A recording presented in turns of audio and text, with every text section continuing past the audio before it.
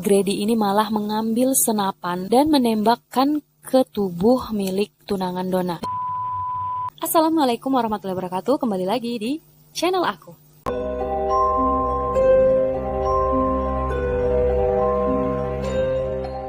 Di video kali ini aku akan membahas sebuah kisah seseorang di mana dia mempunyai kelainan fisik yang dinamakan dengan ectrodactyly, di mana dia memiliki kondisi fisik yang bisa dikatakan dengan cacat, namun di balik itu dia memiliki hal-hal yang sangat-sangat mengejutkan. Tanpa berlama-lama lagi, kita langsung aja ke ceritanya.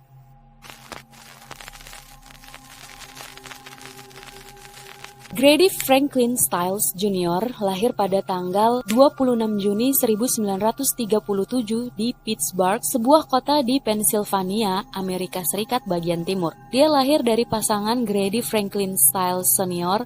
dan Edna. Keluarga Grady ini mempunyai kelainan fisik yang dinamakan dengan ectrodactyly, di mana ectrodactyly ini adalah cacat bawaan yang langka yang membuat tangan mereka terlihat seperti cakar lobster karena jari tengahnya itu hilang dan jari-jarinya ini tampak menyatu dengan ibu jari, kemudian jari yang lain ini tampak menyatu dengan kelingking. Jadi kayak gini. Nah, gini. Aku juga nggak tahu sih. Pokoknya kayak lobster gitu deh tangannya. Menurut ayah Grady, kondisi ectrodactyly mereka ini memang sudah diturun-temurunkan dari kakek nenek mereka dan sudah ada sejak 130 tahun sebelum si Grady Franklin Stiles Jr. ini dilahirkan. Namun dalam hal ectrodactyly ini, ternyata si Grady Franklin Stiles Jr. ini memiliki kondisi yang paling parah dari ayahnya dan saudara-saudara lainnya, di mana dia memiliki cakar lobster di tangannya, kemudian kakinya juga sama dengan kondisi tangannya. Dikarenakan hal ini, akibatnya dia tidak bisa berjalan dengan baik dan mengharuskan dia menggunakan kursi roda untuk melakukan aktivitasnya. Dikarenakan hal itu, Grady melatih tangannya yang seperti lobster tadi, mencengkram, memegang pena, memegang benda-benda, mencengkram benda-benda, dan dia berlatih untuk merangkak dengan tangannya. Sampai dia beranjak dewasa, tubuh bagian atasnya ini menjadi sangat-sangat kuat untuk menopang seluruh tubuhnya, di mana pada saat dewasa, dia merangkak dengan kedua tangannya, yang ectrodactyly tadi, dia akan menyeret tubuhnya dan berjalan dengan kedua tangannya. Di mana hal ini sangat membuat orang-orang di sekitarnya ini sangat terkejut dengan kekuatan fisik milik si Grady ini. Orang tua Grady, terutama ayahnya, tidak memandang kelainan fisik yang mereka idap ini, yang mereka derita ini, merupakan hal yang patut dikesali, patut ditangisi, atau mereka merasa malu dengan hal itu, melainkan dia menjadikan kelainan fisik mereka ini peluang untuk mendapatkan pundi-pundi uang. Di mana ayah Grady Stiles ini membuka sebuah sirkus dan di dalam sirkus itu akan mempertontonkan anggota keluarganya, anak-anaknya dan dia sendiri. Mereka akan melakukan pertunjukan-pertunjukan dan ini disebut dengan freak show atau pertunjukan aneh. Di mana sirkus mereka ini sudah dibuat sejak tahun 1800-an dengan nama sirkus Keluarga Lobster. Jadi ayah Grady ini memasukkan seluruh anaknya yang mengidap ectrodactyly ini ke dalam sirkus miliknya.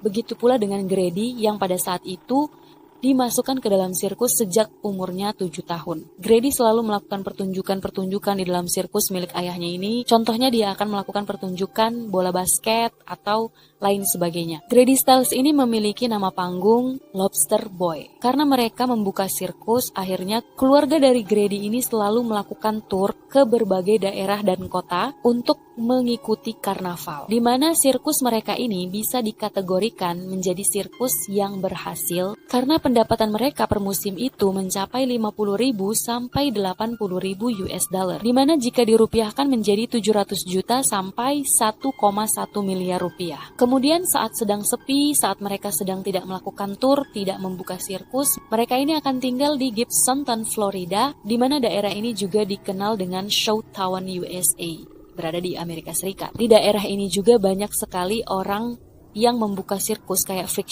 show ini, akan tinggal di sana ketika mereka tidak melakukan tur, tidak membuka sirkus, tidak melakukan sirkus, mereka akan tinggal di sana. Masa muda Grady Stiles ini dihabiskan dengan semua pertunjukan, dengan semua dunia karnaval, dan akhirnya di sini pula lah dia bertemu dengan seorang perempuan muda yang bernama Mary Teresa, dan dia jatuh cinta dengan Mary. Di mana Mary ini merupakan seorang pegawai karnaval, dan dia ini adalah seorang gadis yang kabur dari rumah karena ayahnya ini suka menyiksanya. Jadi dia kabur dan bergabung di karnaval tempat si Grady ini melakukan pertunjukan. Akhirnya mereka berdua pun bertemu, kemudian saling mencintai, dan mereka memutuskan untuk menikah pada tahun 1958. Di mana dari hasil pernikahan mereka ini, mereka memiliki 2 orang anak perempuan.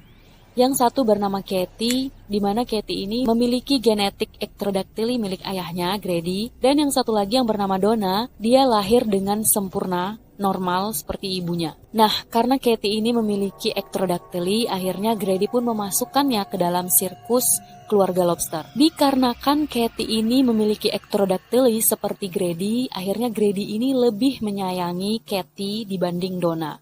Karena dia merasa Katie ini sama dengan dia, dan dia memiliki hubungan yang lebih dalam, yang lebih kental dengan si Katie ini. Awalnya kehidupan mereka ini baik-baik saja, namun lambat laun ketika Katie dan Donna ini beranjak dewasa, si Grady ini menjadi seorang pecandu alkohol dan perokok berat, di mana hal ini dikarenakan dia ini selalu mendapatkan ejekan, cemoohan dari orang-orang sekitarnya. Akhirnya dia pun melampiaskan kemarahannya, kekesalannya karena selalu diejek, dicemoohkan dengan menjadi pecandu alkohol, kemudian menjadi perokok berat. Grady tidak hanya menjadi seorang pecandu alkohol dan menjadi seorang perokok berat, tapi dia juga menjadi orang yang sangat-sangat pemarah. Dia benci dengan istrinya, dia benci dengan anak-anaknya, dan ketika dia mabuk, dia sangat sering sekali memukuli istrinya dan anak-anaknya. Di mana dia akan menggunakan tangan lobsternya ini untuk mencakar istrinya, dan dia akan menggunakan tangan lobsternya juga untuk mencekik istrinya. Yang paling parahnya, dia pernah sekali merobek IUD. IUD itu adalah alat kontrasepsi milik perempuan, jadi dia itu ditempatkan di pintu rahimnya perempuan,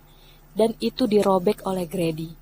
Jadi bayangkan itu sakitnya, si Mary itu merasakan itu, jadi dia merobek itu dengan tangan lobsternya itu. Walaupun tadi di awal aku mengatakan bahwasanya si Katie ini, anak yang mengidap ectrodactyly ini, lebih disayangi oleh Grady, namun tetap saja Grady sering juga memukuli Katie. Namun ketika dia memukuli Katie, Donna dan Mary istrinya ini, akan mendapatkan pukulan yang lebih buruk dibanding si Katie. Jadi Katie ini kayak dipukul, tapi dipukulnya itu nggak terlalu buruk, nggak terlalu parah seperti si Grady ini memukul istri dan Donna tadi, anaknya yang normal tadi. Tapi tetap saja dia ini akan memukuli semua anggota keluarganya, istrinya dan kedua orang anaknya ini tanpa berbelas kasihan. Jadi dia seolah-olah melampiaskan seluruh amarahnya kepada istri dan anak-anaknya. Walaupun si Grady ini adalah orang yang disabilitas, di mana orang disabilitas ini dipandang sebagai orang yang tidak bisa melakukan apapun, tidak bisa melakukan hal-hal semacam ini, namun ternyata dia melakukan ini, dan ternyata dia memiliki tenaga yang sangat-sangat kuat. Puncaknya, Grady akhirnya mengusir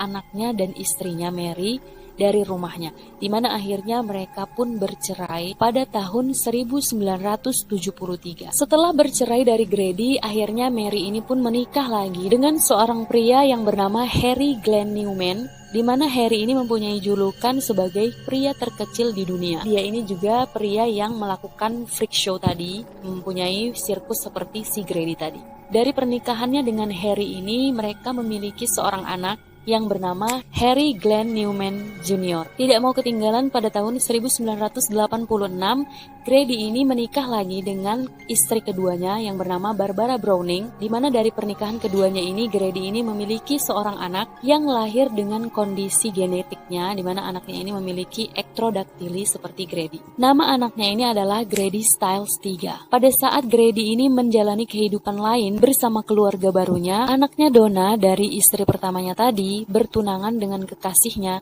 dan mereka merencanakan pernikahan. Namun ternyata Grady tidak menyukai pasangan dari Donna tadi dan dia sering menentang hubungan mereka. Namun dalam hal ini Donna ini tidak menghiraukan ayahnya dan tetap menjalankan rencana mereka. di mana akhirnya Grady menyusun sebuah rencana yang sangat-sangat licik dan kejam. Pada malam sebelum pernikahan, Grady ini meminta tunangan Donna untuk datang ke rumahnya, di mana dia bilang ke tunangan Donna ini, dia ini mau ngobrol dan memberi restu kepada mereka. Namun setelah tunangan Donna ini datang ke rumah Grady, ternyata Grady ini malah mengambil senapan dan menembakkan ke tubuh milik tunangan Donna, di mana akhirnya pada saat itu tunangan Donna tewas di tempat dengan bersimbah darah. Ketika Donna mencoba untuk menggendong tunangannya tadi yang sedang bersimbah darah dan sudah tewas tadi, si Grady ini berdiri di jendela sambil berkata, "Sudah kubilang aku akan membunuhnya." Dan dia mengatakan ini dengan tersenyum,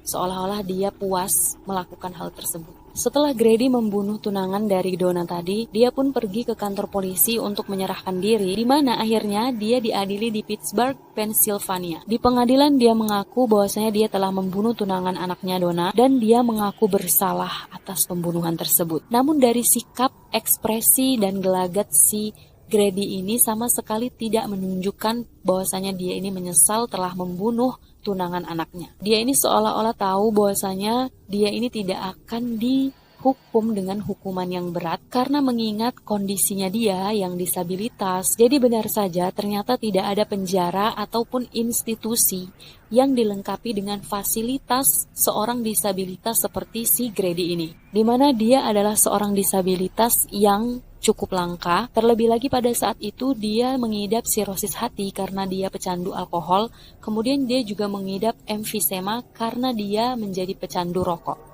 Jadi dia ini bisa menghabiskan 3 bungkus rokok selama sehari. Di mana hal ini memperburuk kondisi fisiknya. Karena mengingat kondisinya yang tadi seperti itu, akhirnya dia pun dibebaskan dan hanya mendapatkan hukuman 15 tahun masa percobaan. Jadi masa percobaan itu adalah masa yang benar-benar jika terdakwa dalam masa percobaan itu melakukan tindak kriminal, maka barulah dia akan dipenjara. Jadi selama 15 tahun ini, jika si Grady ini tidak melakukan tindakan kriminal, dia tidak akan dipenjara. Namun ketika dia melakukan tindakan kriminal dalam jangka waktu 15 tahun ini, maka dia akan dipenjara. Setelah kejadian mengerikan itu, Donna, putrinya si Grady ini tidak pernah berbicara lagi dengan ayahnya. Setelah hukumannya dijatuhkan di pengadilan, di mana dia mendapatkan 15 tahun masa percobaan dan dia tidak dipenjara, dia kembali ke rumah. Grady ini bukannya berubah, tapi dia tetap menjadi Grady yang seperti Grady tadi. Dia tetap menjadi Grady yang pemarah, di mana dia pada pernikahan kedua ini juga sering memukuli istri dan anaknya Grady Stiles III. Akhirnya istri keduanya ini, Barbara Browning ini tidak tahan dengan sikap dan perilaku Grady. Dia pun menceraikan Grady dan meninggalkan Grady. Namun hal yang paling aneh sekaligus mengejutkan adalah ketika si Grady ini telah bercerai dengan istri keduanya, ternyata istri pertamanya yang bernama Mary Teresa tadi mau untuk menikah lagi bersama Grady. Di mana pada saat itu Mary meninggalkan suami keduanya yang bernama Harry Glenn Newman tadi dan memilih untuk menikah dengan Grady. Grady dan Mary akhirnya menikah di tahun 1989. Pada saat itu Mary ini berpikir Grady ini sudah berubah menjadi orang yang lebih baik lagi. Jadi dia ingin bersama Grady dan mereka membuka lembaran baru lagi. Namun ketika Mary ini kembali hidup lagi bersama Grady, ternyata Grady ini sama sekali tidak berubah. Grady tetap seperti Grady yang dulu. Dia adalah seorang pecandu alkohol, pemabuk berat, kemudian perokok berat. Dia juga seorang pemarah dan suka memukuli istri dan anak-anaknya. Jadi Mary Teresa ini seperti masuk lagi ke dalam mimpi buruknya, ke dalam masa-masa buruknya. Dan ketika dia kembali lagi hidup bersama si Grady ini, dia mengalami penyiksaan yang lebih parah dari penyiksaan yang dialaminya sebelumnya. Di mana Mary ini sering sekali dicekik oleh Grady. Kemudian ketika bangun tidur, tidak jarang si Mary ini akan mendapati dirinya sedang ditodongkan pisau di lehernya oleh si Grady, dengan Grady yang pada saat itu dalam kondisi mabuk berat, sambil si Grady ini membisikkan ke telinganya bahwasanya si Grady ini akan membunuh si Mary dan anak-anaknya pada waktu yang tepat nanti. Mary ini juga sering dilecehkan secara seksual oleh si Grady, dan ketika si Mary ini berkata ingin bercerai dari Grady, si Grady ini akan membekap dia dengan bantal. Jadi seolah-olah dia ini ingin membunuh si Mary. Setiap hari si Grady ini akan mengancam si Mary bahwasanya si Grady ini akan membunuhnya. Puncaknya karena selalu mengalami penyiksaan, karena selalu mendapatkan pukulan dan penyiksaan dari Grady, akhirnya Mary ini tidak tahan lagi. Dia benar-benar kehabisan kesabaran, di mana pada saat itu dia sangat-sangat takut kalau suatu saat dia ini benar-benar dibunuh oleh si Grady. Dan karena hal itu dia ini merasa perlu untuk melakukan sesuatu untuk menghentikan perilaku si Grady ini. Akhirnya pada tahun 1992 dia dan putranya dari pernikahan keduanya tadi dengan si Harry Glenn Newman tadi menyewa seorang pembunuh bayaran yang bernama Christopher Wian, di mana mereka merencanakan untuk membunuh Grady dan mereka membayarnya dengan bayaran 1.500 US dollar, kalau dirupiahkan sekitar 22 juta rupiah. Singkat cerita, pada 22 November 1992, tepatnya pada malam hari, pada saat itu si Grady sedang duduk di ruang tamu dengan hanya memakai pakaian dalam. Kemudian Wian ini menyelinap masuk ke dalam rumah mereka, rumah si Grady ini, dan dari jarak dekat dia menembaknya dengan senapan 32 semi otomatis ke kepala bagian belakang milik Grady, di mana pada saat itu Grady tewas di tempat seketika. Grady pada saat itu sudah berusia 55 tahun. Karena perilaku mereka, akhirnya pun polisi menangkap ketiga pelaku ini, Mary, Glenn, anaknya Mary tadi, dan pembunuh bayaran mereka, Christopher Wian. Mereka pun ditangkap dan diadili, di mana ketika di pengadilan tidak ada salah satu dari mereka yang menyangkal telah membunuh Grady. Artinya mereka ini memang mengakui bahwasanya mereka memang membunuh si Grady, walaupun mereka ini tidak mengatakannya secara blak-blakan. Di pengadilan ini, Mary ini menceritakan riwayat panjang penyiksaan yang dia alami selama dia hidup bersama Grady, di mana dia berkata bahwasanya sebelum si Grady ini terbunuh pada malam itu, si Grady ini sempat mengancam Mary bahwasanya si Grady ini akan membunuhnya dan anak-anaknya, di mana pada malam itu ternyata yang terbunuh adalah Grady. Di dalam persidangan ini, Mary juga mengaku bahwasanya dia ini mengalami trauma yang sangat hebat akibat apa yang dilakukan Grady selama ini. Ketika ditanya kenapa tidak meninggalkan Grady, jadi ketika dia mengalami penyiksaan, kenapa dia tidak meninggalkan Grady, kenapa malah memilih hidup bersama Grady. Namun Mary ini menjawab, dia ini bingung harus pergi kemana dan membawa anak-anaknya ini kemana, di mana anaknya ini ada yang ectrodactyly seperti si Grady. Jadi dengan kata lain, dia ini tidak mempunyai tujuan lain, tujuan kemanapun untuk membawa dia dan anak-anaknya ini pergi. Akhirnya dia pun tinggal bersama Grady, dan ketika dia mengalami penyiksaan-penyiksaan tersebut, dia merasa frustasi, ketakutan, dan perlu melakukan sesuatu untuk Grady. Dalam persidangan ini, hakim juga menghadirkan beberapa saksi, di mana anaknya Kathy, yang merupakan anaknya yang mengidap ectrodactyly ini, menjadi saksi, di mana dia membela ibunya. Pada saat itu, Kathy ini berusia 25 tahun. Di dalam persidangan ini, Kathy ini berkata kepada hakim bahwasanya ayahnya ini seperti setan. Dia sangat kejam, dia sangat berhati dingin, dan dia sangat sadis. Dia mengadukan semua kepada hakim tentang apa yang mereka dan ibu mereka alami selama hidup bersama ayahnya, di mana ayahnya ini terus-menerus mengancam untuk membunuh ibu mereka dan mereka sendiri. Saksi yang kedua adalah Grady Stiles III, di mana Grady Stiles III ini adalah anak dari pernikahan kedua Grady dengan Barbara Browning. Dia berusia 17 tahun pada saat itu. Dia bersaksi bahwasanya beberapa hari sebelum ayahnya ini terbunuh, dia sempat mendobrak masuk ke dalam rumah ayahnya tersebut untuk menyelamatkan ibu tirinya yang pada saat itu sedang dicekik oleh ayahnya. Jadi posisinya itu ayahnya ini berada di atas tubuh ibunya, di mana ayahnya ini sedang mencekik ibu tirinya tersebut.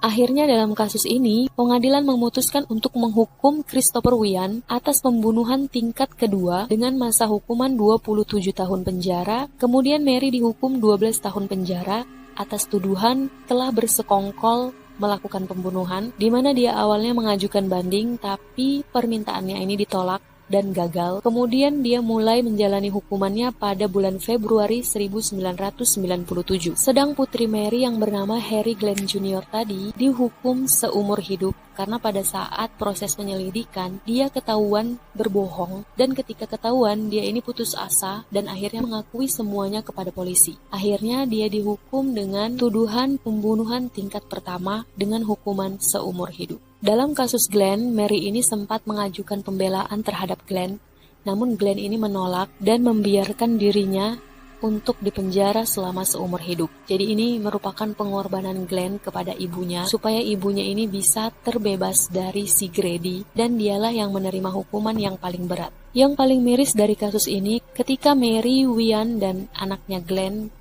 dihukum karena kasus pembunuhan terhadap Grady, ternyata di samping itu mayat milik Grady ini tidak mendapatkan perhatian dari orang-orang sekelilingnya, dari masyarakat sekitarnya, maupun dari keluarganya sendiri. Hal ini dikarenakan banyak dari masyarakat ini sangat-sangat membenci Grady, begitu pula dengan keluarga Grady yang tidak menyukai sikap Grady. Akibatnya yang datang pada pemakamannya hanya 10 orang, dan tidak ada satu orang pun yang sukarela menjadi pengusung jenazahnya. Jadi ini dikarenakan sifatnya yang buruk, kemudian kebencian-kebencian yang dia torehkan, dan semua tragedi yang dia buat seperti pembunuhan, kemarahan yang selalu dia umbar, kemudian kebencian kepada anak-anak dan istrinya. Ada beberapa sumber yang mengatakan jenazah Grady ini dibakar dan abunya ini dibiarkan begitu saja. Oke, mungkin itu aja video aku kali ini. Semoga kalian suka, semoga kalian terhibur dan menambah informasi kalian pastinya.